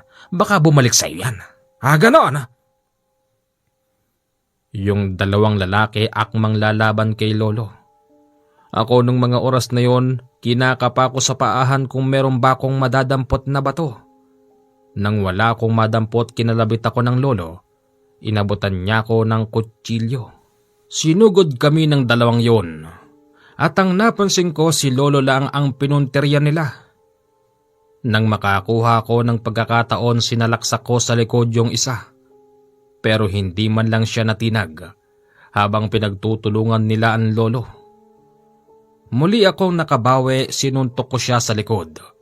Tinadyakan ko siya sa maselan na bahagi kaya siya natumba. Nang akmang dadambahin ko siya habang ito'y nakatumba, laking gulat ko, Commander. Dahil yung hininga niya napakabaho. Sinampal ko na lang ang muka niya. Naramdaman kong para bang tadtad ng balahibo ng muka yung lalaking yun. Tinadyakan niya ko kaya ako napahiwalay sa kanya. At pagdayo niya, Mabilis kong binunot ang flashlight ko sa tagiliran ng tanglawang ko siya. Hindi na pala tao ang kalabang ko nung mga oras na yun. Hindi ka tao! Talagang hindi. Pasalamat ka, apo ka ni Carmona. Kung meron siyang inutos na pati ikaw, idadamay na talaga kita. Ano? Tumalikod siya sa akin at muling sinunggaban ng lolo ko. Pinagtulong-tulungan nila ang lolo. Tinatanglawan ko lang sila noon ng flashlight at nakikita kong kinakagat nila si lolo kung saang bahagi ng katawan. Tapos yung isa niyang kasamay, napakahahaba na rin ng kuko. Nakita ko rin kung paano niya hatawin ang tagiliran at likod ng lolo. Habang ang lolo ko para bang wala lang ang nangyayari sa kanya. Nang makabawi ang lolo, nakita kong meron siyang tinanggal sa kanyang dibdib. Nilagay niya yon sa kanyang kamao at agad na pinagsusuntok yung dalawang lalaki. Mga walang hiya kayo. Mga aswang kayo na tauhan ni Carmona! Aswang? Oo, tama. Aswang ang mga to. Napalingon sa akin ng dalawang lalaking yon matapos ko itong sabihin. Binitiwan nila ang mga hawak nila at nagtatakbo sa malaking bahay. Halika po, doon tayo sa bahay. Lo, may sugat ka lo. Wala yan. Huwag mong intindihin yan. Pagpasok namin sa loob, meron siyang hinalungkat sa kanyang baul. Kunin mo ito. Para saan to? Basta kunin mo. Protection yan. Wawakasan ko na ang hindi magandang alitan namin ni Carmona. Apo, yan ang gusto kong sabihin sa'yo. Yang lola mo kaya kami nagkiwalay nung kapapanganak ng nanay mo. Dahil mas pinili niyang tanggapin ang bigay sa kanya ng lahi niya kapalit ng marangyang buhay. Alam mo ba, bago ka pa man dumating dito, ilan sa mga kababaihan na mga birhen pa ang inalay niya sa kanyang Panginoon.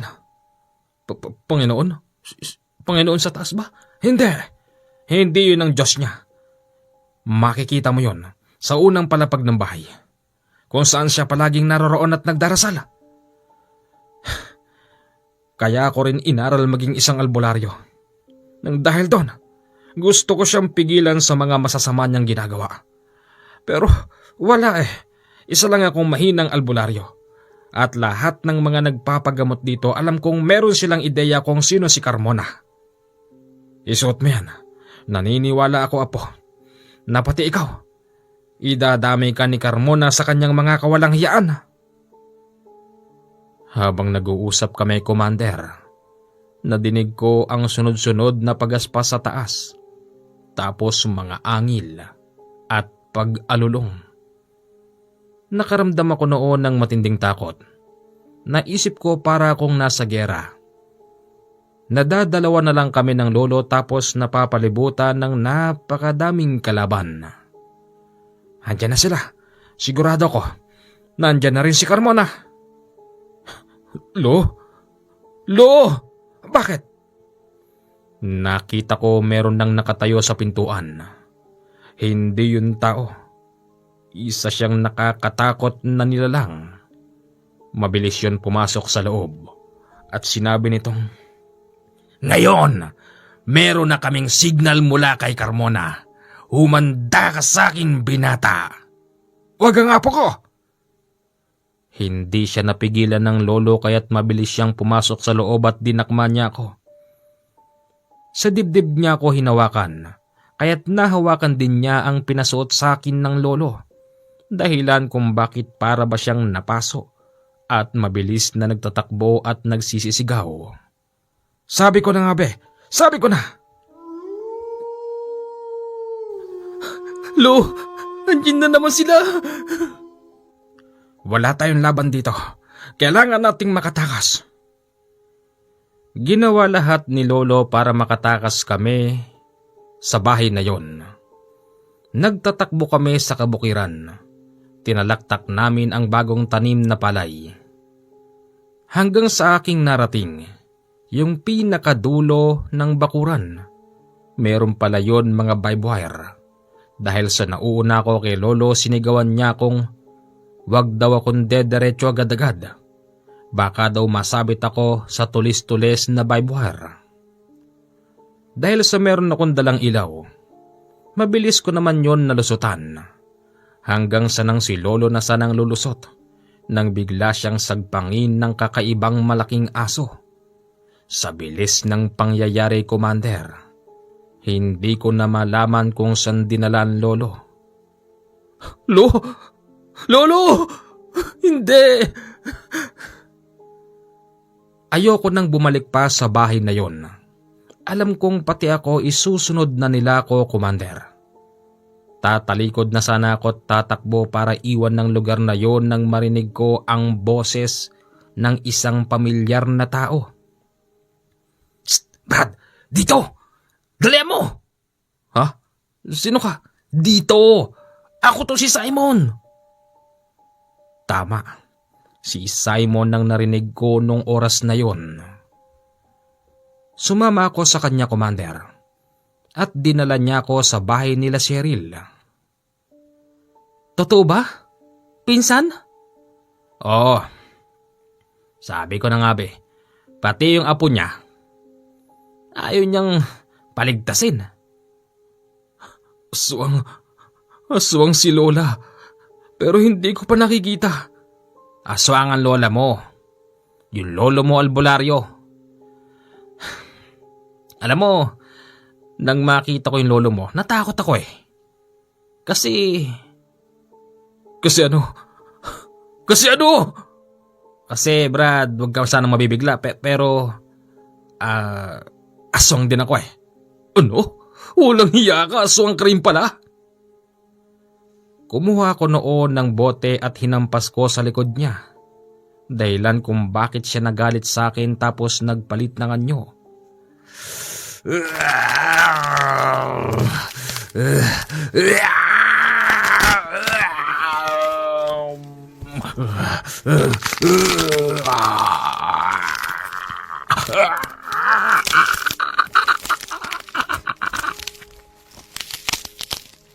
Sa mga punto na yon, hindi ko na alam, Commander, kung sino pa bang pagkakatiwalaan ko.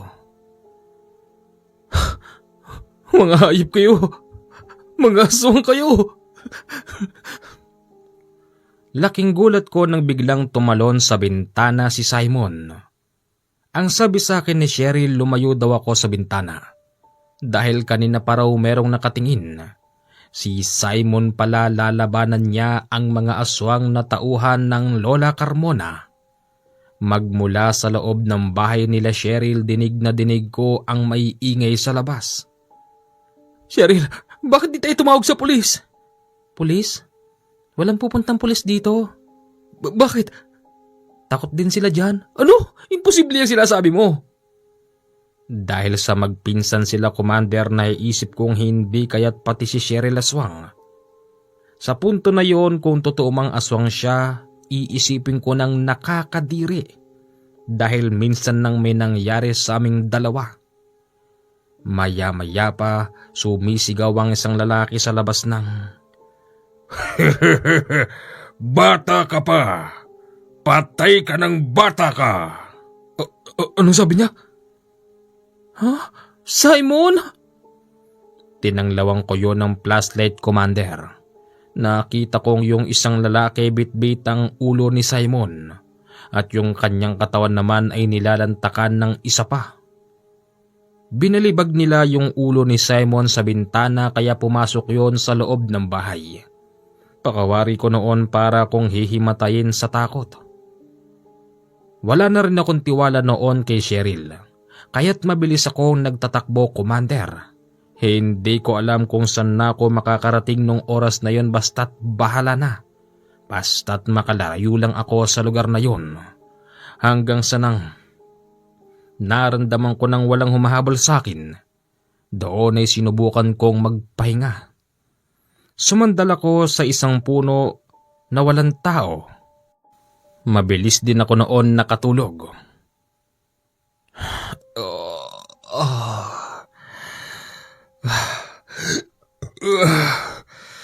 Saan na ba ako? Pagmulat ko, Commander, sa palagay ko'y malapit nang sumikat ang araw. Tatayo na sana ako nang biglang... Sino ka? Anong ginagawa mo sa teritoryo ko? Ha? Ikaw? Sino ka? Ikaw ang sino? Kagabi ka pa dyan. Hinahabol ka ng mga aswang. Sino ka ba? Ha? Ako si Resty. Ikaw yung apo ni Carmona at ni Temyong. Tama ba? Oo. Teka, sino ka? Aswang ka? Ba't kilala mo sila? Aswang ka din, no? Hoy, kumalma ka lang. Kung aswang ako, kanina pa kita sinagpang dyan. Ha? Oo nga, no? Naramdaman ko naman, Commander, na mabait ang matandang yun.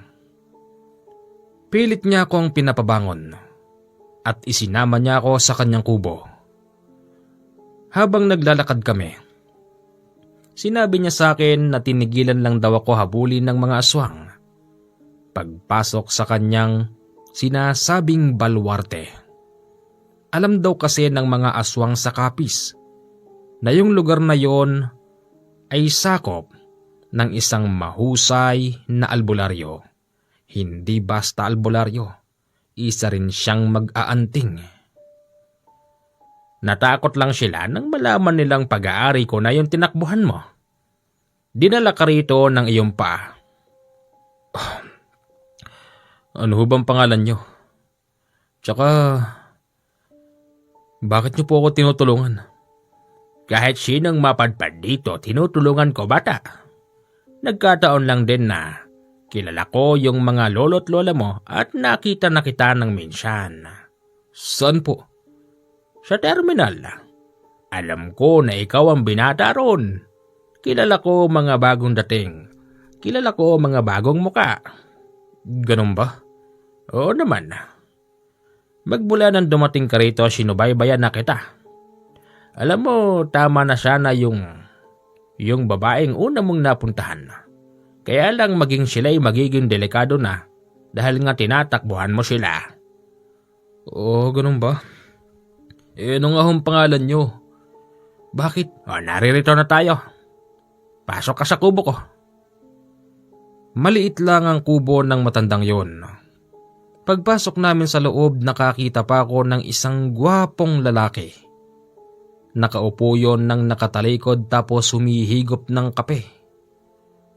Nariyan ka na pala, kaibigan. Kararating mo lang ba? Oo, kararating ko lang. Ano, halika, magkape tayo. Sige. Dahil sa nakakita na naman ako ng bagong muka, iniisip kong baka isa itong aswang. Dahil doon wala na akong tiwala pa. Mabilis akong lumabas ng bahay at akmang tatakbo. Nagulat na lang ako dahil sa way ng tatakbuhan ko, nandon na yung lalaki at humihigop ng kape.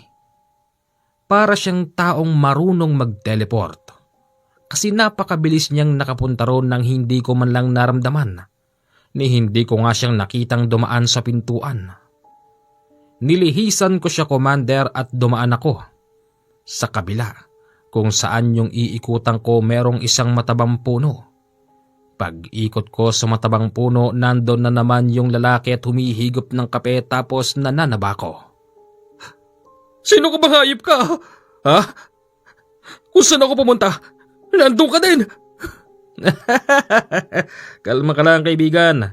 Sa oras na lumabas ka rito sa pag-aaring baluarte ni kapanalig na Alberto, mamamatay ka na. Pangako yan. Hindi kayo mga tao. Tigilan niyo na ako. Tao? Mukha ba akong di tao? Mas pogi pa nga ako sa iyo eh. Joke lang. Kalma ka lang. Halika rito, Resty. Dito tayo sa loob. Wala na akong nagawa nang bitbitin ako ng matanda, Commander.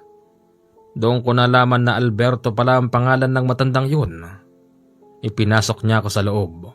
Walang-wala na akong pag-asa dahil naisip kong aswang din pala mga taong yun. At papatayin din nila ako pagdating ng takdang oras. Yun ang pumapasok ko sa isip ko nung mga oras na yon. Yung lalaking nakasuot ng sandong puti.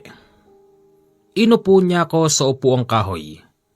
Tapos ang isa niyang paa tinungtong sa inuupuan ko. Tapos binugahan ako ng sigarilyo. Pakawari ko yung napapanood ko sa pelikula, ganoon ang klase ng panimula kapag tinotorture yung tao. Huwag! Huwag po! Huwag niyo akong papatayin. Kumalma ka lang, ano ka ba? Kalma ka lang, kaibigan. Tinatapik-tapik niya pa ako sa balikat nung mga oras na yon. Meron lang ako tatanong. Kabisado mo yung bahay ni Carmona, di ba? Kabisado mo yung pasikot-sikot dun? Oo. Di ba mga aswang kayo? Mga kakilala kayo ng lola? Oo. Hindi kami mga aswang. Sa totoo lang, matagal na naming sinosurveillance siyang si Carmona. Hindi lang kami basta makapasok. Siya nga pala, isa akong albularyo. Albularyo rin si kapanalig na Alberto. Ako si Nole. Hindi ko inaasahan ang pagkakataon na ganito abutan ko. Dito sa lugar na to, marami akong sinusurveillance na mga kalaban dito.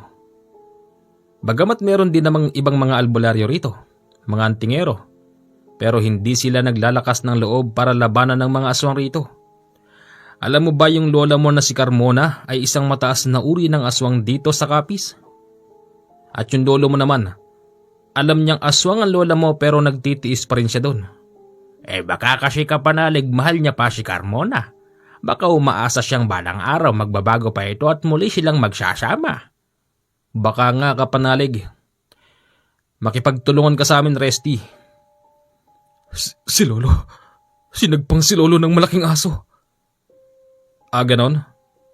Huwag ka mag-alala sa lolo mo. Ayos lang siya. Pero... Maniwala ka sa akin. Okay lang ang lolo mo. Pinagpatuloy ng taong yun ang sinasabi niya, Commander. Ang sabi niya sa akin, hindi raw muna sila sasalakay ngayon. Sasalakay na lang daw sila bukas ng gabi. Yun daw kasi ang tiyempong kabilugan ng buwan. Sinabi sa akin nung Nole at nung Alberto na sa kalagitnaan ng kanilang pagre-ritual at pag-aalay, doon daw nila gagawin ng pagsalakay. Sinabi ko rin sa kanila na meron na silang mga nabiktimang mga kasambahay. Bagamat hindi naman na daw yon bago sa mga nalalaman nila patungkol kay Lola Carmona.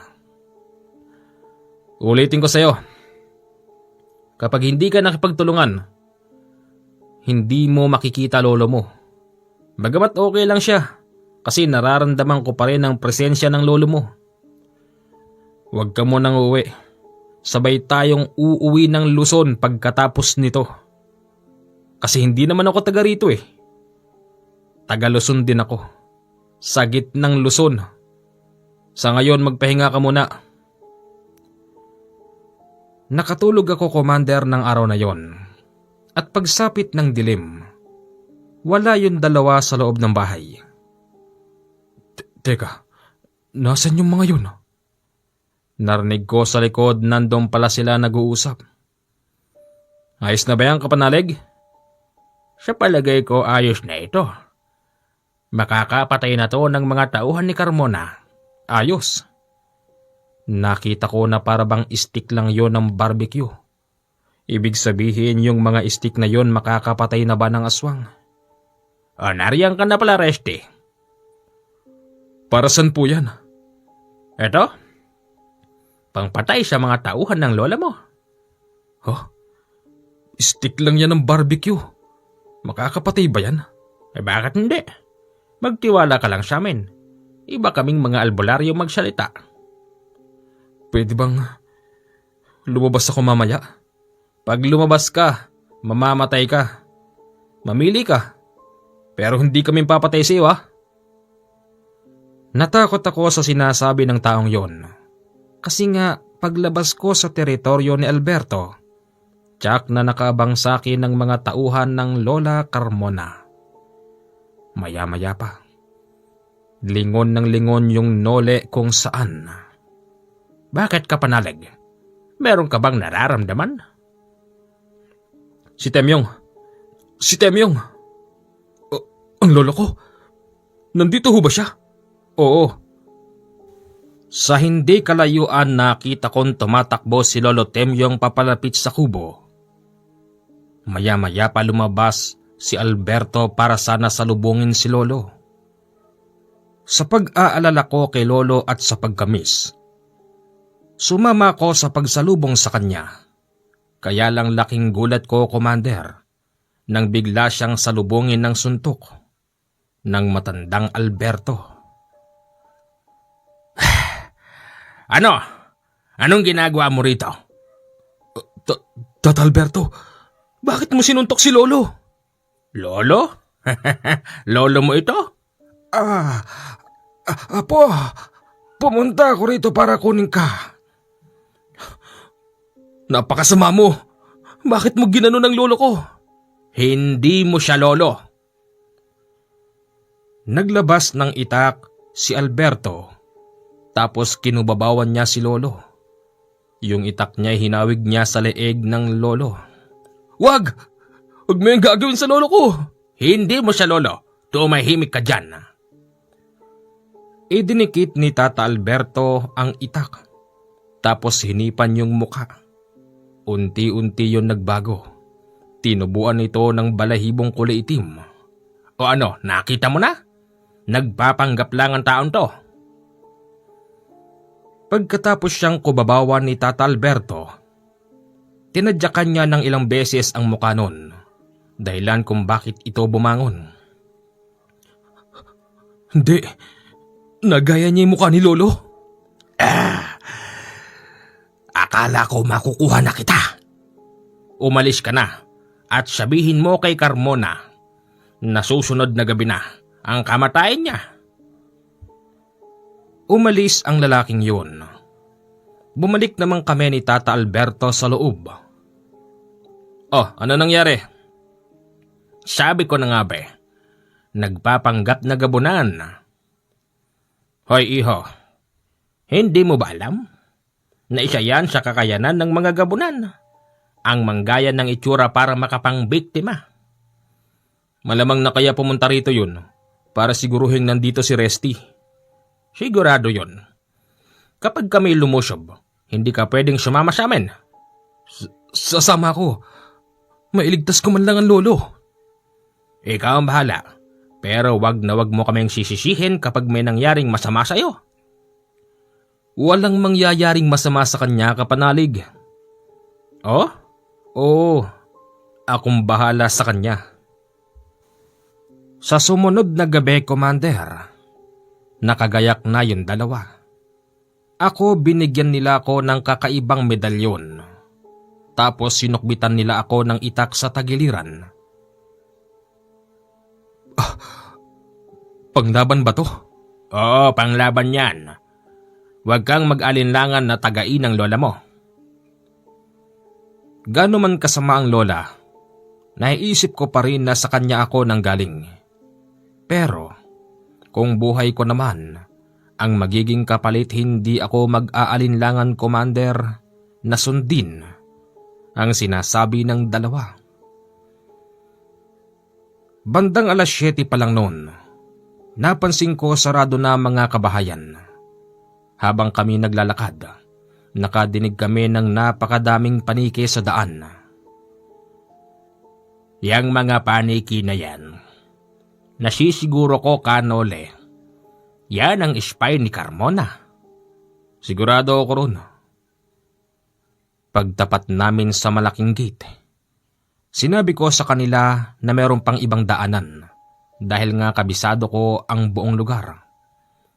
Doon kami dumaan kung saan palaging dumadaan ang mga pasyente ng Lolo Temyong. Aba, walang sarado to ah. Ito ang daanan palagi ng lolo at ng mga pasyente niya. Paglakad namin sa loob, Napakatahimik ng paligid. Pero napansin ko sa kubo ng Lolo Temyong na merong ilaw.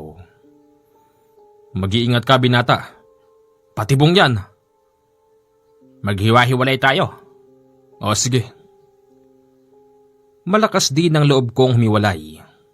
Hindi ko alam kung saan ako kumukuha ng lakas ng loob pero iba talaga ang pakiramdam ko.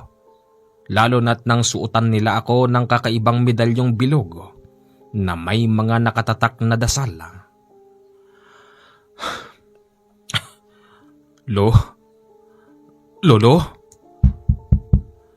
Lolo? Nagbabaka sakali lang akong naroroon ng lolo. Sabi kasi nung nole buhay pa raw siya. Laking gulat ko, Commander, nang biglang may sumagot sa loob. Narinig ko rin na tumakbo yun papunta sa pintuan para pagbuksan ako. Apo! Lo! Buhay ka, Lo? Ay, oo. Bakit? Saan ka ba nanggaling? Halika, pamasok ka. Kumain ka na ba? Oo. Halika, pasok ka. Luminga-linga muna ang Lolo Temyong bago niya isarado ang pintuan. Sinarado rin niya mga bintana, tapos agad siyang naghanda ng karne sa ibabaw. Lo, ano ba nangyari sa inyo? Akala ko sinagpang kayo ng malaking aso. Oo. Sinagpang nga ako ng malaking aso pero siyempre, papayag ba akong basta-basta niyang mapapatay? Lo, meron kayong mga benda. Yan ang mga sugat ko sa pakikipaglaban. Lo, may sasabihin ako sa'yo. May kasama akong 2 albularyo na pumasok dito. Alam ko. Hayaan mo sila. Hayaan mo silang wakasan ang kasamaan ni Carmona. Sige na, kumain ka na, Apo. Sige, Lo. Pinagtatakahan ko, Commander, bakit karni lang. Tinanong ko si Lolo kung meron ba siyang kanin. Matagal ito bago sumagot tapos sinabing ipagsasaing niya raw ako. Hindi na, Lo. Wag na po. Hindi. Sige. Ramdam ko sa paligid na parabang may nag-iikot-ikot. Dahil yung lagabag noon sa mga tuyong dahon ay naririnig ko. Maya-maya pa nakarinig ako ng sigaw sa malaking bahay ni Lola Carmona. Lo, baka sinalaki na nila yung bahay ni Lola. Hayaan mo sila magpatayan. Problema yan ng lola mo. Apo, ang lola mo ay masamang aswang. Kaya niya narating ang ganyang klase ng pamumuhay. Dahil binibigyan siya ng limpak-limpak na kayamanan ng kanyang pinaniniwalaang Diyos. Anong kapalit nun? Kapalit noon ang buhay ng mga taong walang muwang. Hindi na ako mapakali kasi iba na yung sigawan sa loob ng bahay. Kaya't sinabi ko kay Lolo Temyong na pumunta kaming 2 doon. Sige. Hindi kita mapigil Sasamahan na kita, Apo. Unti-unti kaming gumapang ng lolo. Yung kasi ang kanyang bilin. Kailangan daw maputikan ng buong katawan namin para hindi kami maamoy ng mga aswang. Habang nanggagapang kami sa bukid, narinig ko rin sa bandang itaas namin ilang beses may dumaan na malaking ibon. Napakalakas ng pagaspas nun na parabang huni ng eroplano sa taas. Apo, nakita mo yung malaking ibon? Opo. Ayan, dumako siya sa ika-3 palapag, yung pinaka-rooftop. Sigurado ako, Apo. Meron na naman silang bit-bit na alay. Nasaan na kayo 2 kasama ko? Hayaan mo sila. Mga albularyo sila. Kaya nila yon. Nang makarating kami sa pintuan, pinakikiramdaman ko kung anong meron sa loob. Maya-maya pa narinig ko ang iyak ng mga kasambahay. Iyak na nagmamakaawa. Dito. Ito ang silid kung saan isinasagawa ng Lola Carmona mo ang kanyang kasamaan. Hinawakan ko ang doorknob. Nagbabaka sakali akong bukasyon. Pero nakalak. Kaya't ang sabi ng lolo, gumilid daw muna kami. Tsak na nararamdaman na ng Lola Carmona na nandong kami sa labas. Antayin nating may dumating. Tsaka tayo pumasok. Sige. Nagtago kami noon ng lolo sa gilid. Sa gilid kasi noon, Commander, ay hagdanan na tapos may mga nakalagay na kung ano-anong panambak. Makalipas ang 5 minuto, narinig ko. Yung 2 albularyo ay nanggaling sa taas. Hindi rito. Baka siya baba. Baka nga. Walang bakas sa taas eh. Maya-maya pa, narinig kong sumigaw ang matandang albularyo at nang silipin ko ito, dinamba pala siya ng lalaking merong pakpak sa likod. Habang yung isa ganun din. Pero kita kong llamado sila sa laban lalo na't bumunot ng itak ang matandang Alberto. At agad niya itong sinaksak sa tagiliran. Ano manananggal? Kaya mo pa? Wika ng matandang Alberto. At yung isa naman hawak-hawak yung liig ng aswang. Nakaangat pa yon sa tiles. Walang hiya ka? Sasalaki ka na lang sablay pa? Ngayon, puputulin ko yung ulo mo sa pamamagitan ng kaliwang kamay ko. Halos masuka-suka ako, Commander, sa nakita ko. Para bang isang matulis na kutsilyo o bagay ang kaliwang kamay nung nole dahil naputol niya ang ulo ng aswang, kaya't bumagsak ang katawan nun. Tapos yung ulo nito, ibinalibag niya sa pintuan kung saan ang silid na pinaggaganapan ng ritual ng lola. Huwag ka matakot. Huwag ka matakot, Apo. Kalat ang dugo sa talis. Hindi nagtagal bumukas ang pintuan. Kaya lang hindi si Lola ang aking nabungaran. Bagkos isang lalaking nagbabaga ang katawan tapos merong 2 maliit na sungay sa ulo. Alam ko, Commander, na nakita kami noon. Luminga pa ito kung saan kami nagtatago. Tapos bigla niyang isinarado ang pintuan nang madampot niya ang ulo na ibinato doon. Lo, anong nilalang yun? Apo naman, hindi yun basta nilalang. Meron siyang 2 sungay sa ulo at parang nagbabagay yung katawan. Apo, ngayon ko palang nakita yon. Umalis na tayo rito. Iligtas na natin ang sarili natin. Lumabas kami ng lolo sa aming pinagtataguan at sinalubong kami ng 2 albularyo sa pintuan. O kayo pala? Teka, Alberto? Ikaw pala yan, Temyong. Buhay ka pa pala. Oo naman. Alam mo, nandun ang kalaban. Aalis na kami rito ng apo ko. Ayoko nang makipaglaban pa rito, lalo na't nakita ko ang pinag-aalayan ng buhay ni Carmona. Alam ko. Naramdaman ko din yun. Nakakatakot siya. Hindi siya birong kalabanin. Tama ang desisyon yung 2. Umalis na kayo. Sinamahan pa nga kami ng 2 yon papunta sa kubo. Sabay kami ng lolo nag-alsabalutan. Temyong, paano mo nasikmurang makisama diyan kay Carmona?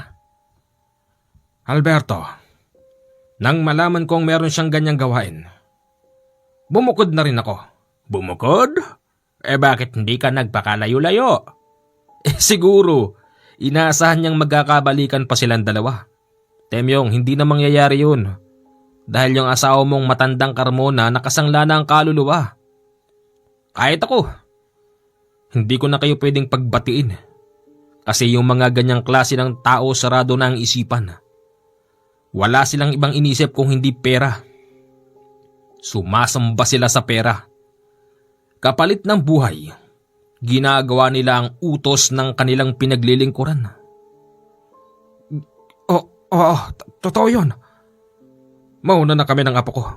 Magpapaalam na ako. Hindi, Lo. Ayoko umalis dito.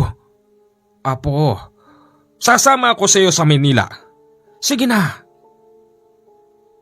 Ayokong umalis, Commander. Gusto kong malaman kung ano ba ang huling mangyayari kay Lola. Dahil sa iyo kong umalis, napilitan din ng Lolo Temyong na huwag akong iwan. Ganito ang plano. Babalik tayo sa malaking bahay ni Carmona.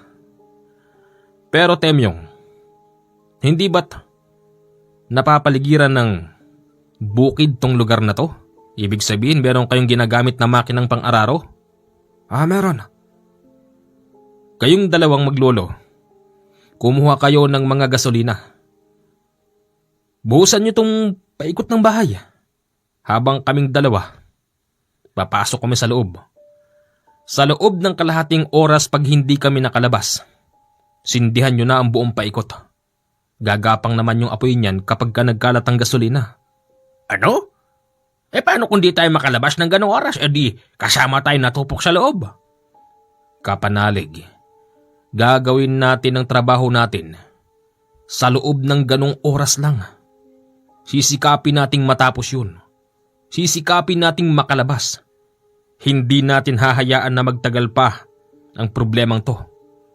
Kasi huwag ka nang kumontra. Para ka namang bago ng bago eh. Sige.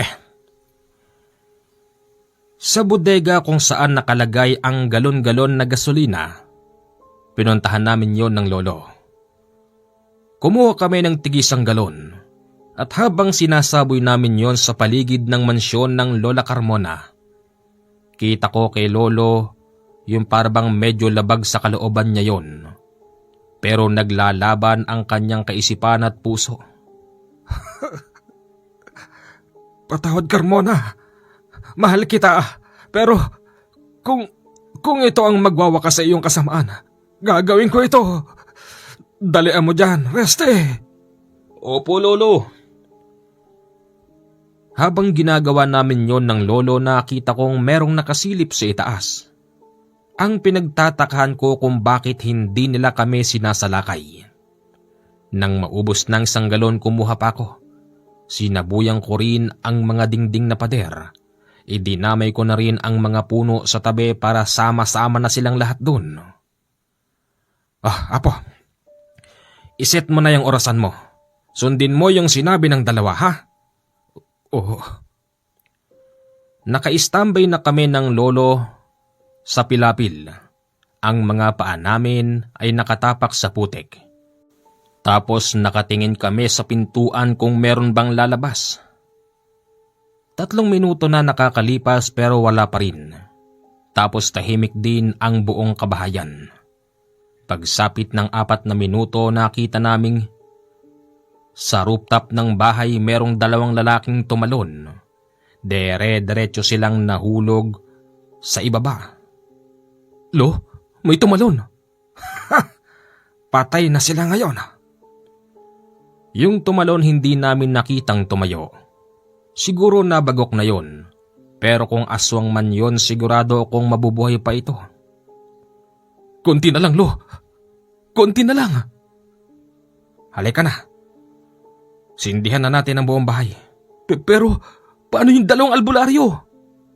Huwag ka matakot. Nasisiguro kong meron silang malalakas na gabay. At kaya silang protektahan nun sa apoy. May alinlangan akong gawin yon, Commander. Kasi paano kung hindi gumana ang sinasabing gabay ng lolo? Paano kung kasama silang matupok sa loob? Si Lola Carmona, hindi ko na iniisip pa nung mga oras na yon. Nang sumapit na ang ika-30 minuto, nagbukas na ako ng kasapwego at hinagis sa mga ikinalat naming gasolina. Mabilis na sumiklab ang apoy. Umikot yon sa buong kabahayan ng Lola Carmona. Pinuntahan din ang punong binhusang ko kaya't pinapalibutan na ng malakas na apoy ang bahay ng Lola. Lumayo kaming 2 ng lolo. Tapos nadinig namin ang malakas na sigawan sa loob. Senyales na mukhang natutupok na sila doon. Lo, nakakaawa naman yung 2 albularyo. Wala naman silang kinalaman dito eh. Pero utos nila yon. Huwag kang mangamba. Hayaan mo sila doon.